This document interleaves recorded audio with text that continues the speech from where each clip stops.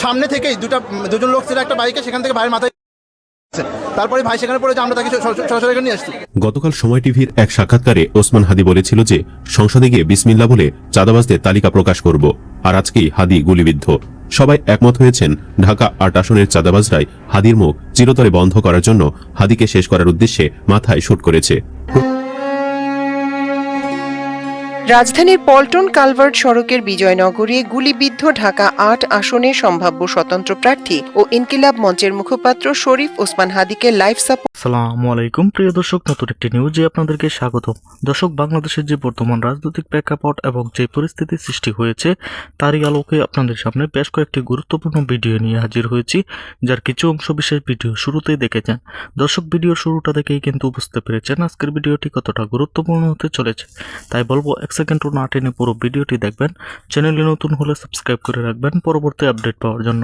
ভিডিওতে একটি লাইক করে দেখতে থাকুন সম্পূর্ণ ভিডিওটি। তো সামনে থেকেই দুজন লোক ছিল একটা বাইকে, সেখান থেকে ভাইয়ের মাথায় তারপরে ভাই সেখানে পড়ে যে আমরা তাকে সরাসরি নিয়ে আসছি। গতকাল সময় টিভির এক সাক্ষাৎকারে ওসমান হাদি বলেছিল যে সংসদে গিয়ে বিসমিল্লাহ বলে চাঁদাবাজদের তালিকা প্রকাশ করব, আর আজকেই হাদি গুলিবিদ্ধ।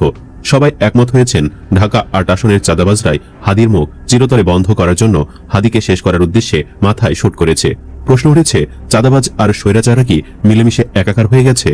উল্লেখ্য, ত্রয়োদশ জাতীয় সংসদ নির্বাচনে ঢাকা ৮ আসনের স্বতন্ত্র প্রার্থী ও ইনকিলাব মঞ্চের মুখপাত্র শরীফ ওসমান হাদি শুক্রবার জুম্মার নামাজের পর গুলিবিদ্ধ হয়েছেন। গুলিবিদ্ধ অবস্থায় তাকে ঢাকা মেডিকেল কলেজ হাসপাতালে জরুরি বিভাগে নেওয়া হয়। এর আগে গত ১৩ নভেম্বর হুমকি পেয়েছেন বলে অভিযোগ করেছিলেন ওসমান হাদি। তার মোবাইল নম্বরে বিদেশি নম্বর থেকে কল করে ও টেক্সট দিয়ে এসব হুমকি দেওয়া হচ্ছে বলেও জানিয়েছিলেন তিনি। ওই দিন রাতে সামাজিক যোগাযোগ মাধ্যম ফেসবুকে এক স্ট্যাটাসে ওসমান হাদি লিখেন, গত ৩ ঘন্টায় আমার নম্বরে অন্তত ৩০টি বিদেশি নম্বর থেকে কল ও টেক্সট করেছে। তিনি লিখেন, যার সামারি হলো, আমাকে সর্বক্ষণ নজরদারিতে রাখা হচ্ছে।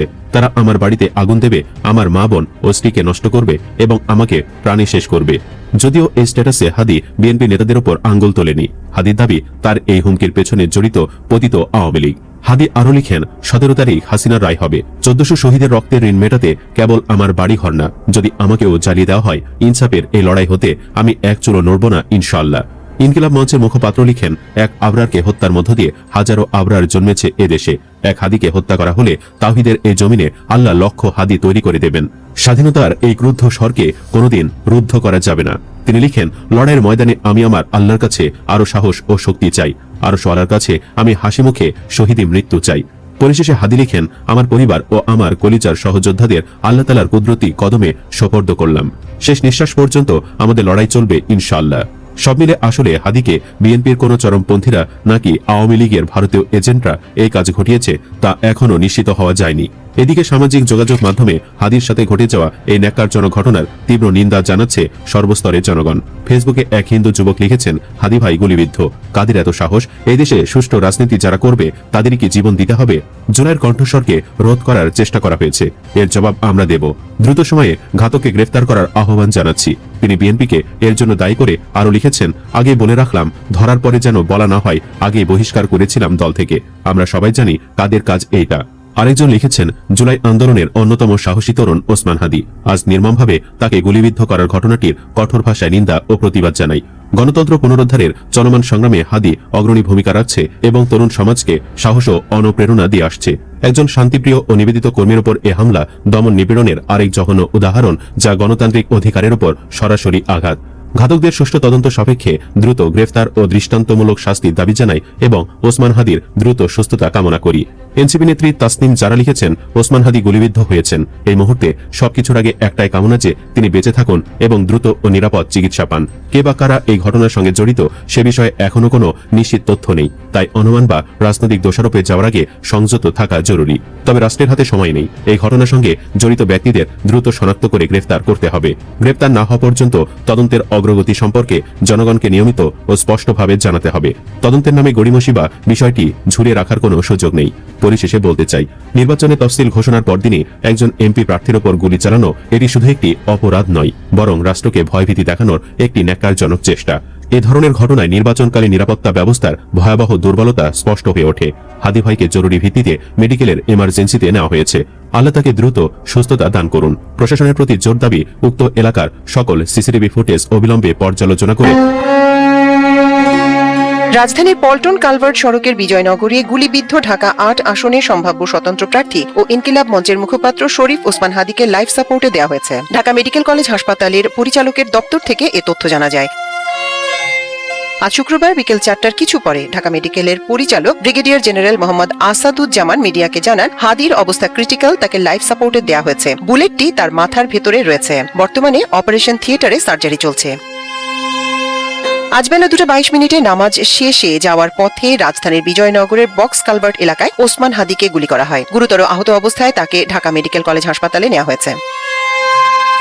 ঢাকা মহানগর পুলিশের গণমাধ্যম ও জনসংযোগ বিভাগের উপকমিশনার মোহাম্মদ তালিবুর রহমান জানান, বেলা 2:22 একটি মোটরসাইকেলে দুর্বৃত্তরা আসে। মোটরসাইকেল থেকে হাদিকে লক্ষ্য করে গুলি ছোড়া হয়। অপর একটি সূত্র বলছে 3টি মোটরসাইকেলে 6 জন দুর্বৃত্তকে ঘটনাস্থল থেকে পালাতে দেখা গেছে। একটি গুলি হাদির কানের পাশ দিয়ে মাথায় ঢুকে আটকে যায়। ঘটনাস্থল থেকে হাসপাতালে চিকিৎসা শুরুর আগ পর্যন্ত ব্যাপক রক্তক্ষরণ ও মাথার ভেতরে গুলি আটকে থাকায় হাদির অবস্থা সংকটাপন্ন হয়ে পড়ে। গুলিবিদ্ধ হওয়ার সময় ঢাকা ৮ আসনের সম্ভাব্য স্বতন্ত্র প্রার্থী হাদির পেছনের রিকশায় ছিলেন মোহাম্মদ রাফি। তিনি ওসমান হাদির গুলিবিদ্ধ হওয়ার ঘটনা বর্ণনা দেন।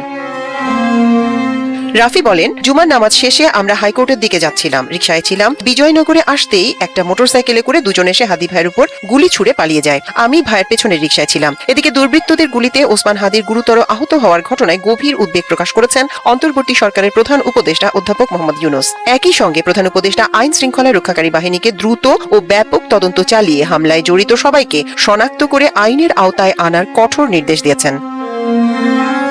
বিএনপির ভারপ্রাপ্ত চেয়ারম্যান তারেক রহমানও এই নৃশংস ঘটনায় তীব্র ক্ষোভ ও নিন্দা জানান। শুক্রবার বিকেলে বিএনপি আয়োজিত দেশ গড়ার পরিকল্পনা শীর্ষক কর্মশালায় বক্তব্যে তিনি নিন্দা জানান। এছাড়া মহাসচিব মির্জা ফখরুল ইসলাম আলমগীর, জামায়াতের আমির ডাক্তার শফিকুর রহমান, প্রিয় দর্শক, সম্পূর্ণ ভিডিওটি দেখলেন, অবশ্যই বুঝতে পেরেছেন ভিডিওটি গুরুত্বপূর্ণ ছিল। দর্শক, এই ভিডিওতে যে তথ্যগুলো আপনারা পেয়েছেন এ বিষয়ে আপনাদের কি মতামত তা অবশ্যই কমেন্টে জানাবেন এবং পরবর্তী আপডেট ভিডিওগুলো সবার আগে পেতে চ্যানেলটিকে এখনই সাবস্ক্রাইব করে রাখুন। এই মুহূর্তে বিদায় নিচ্ছি, দেখা হবে পরবর্তী কোনো ভিডিওতে। সে পর্যন্ত ভালো থাকুন, সুস্থ থাকুন। আসসালামু আলাইকুম।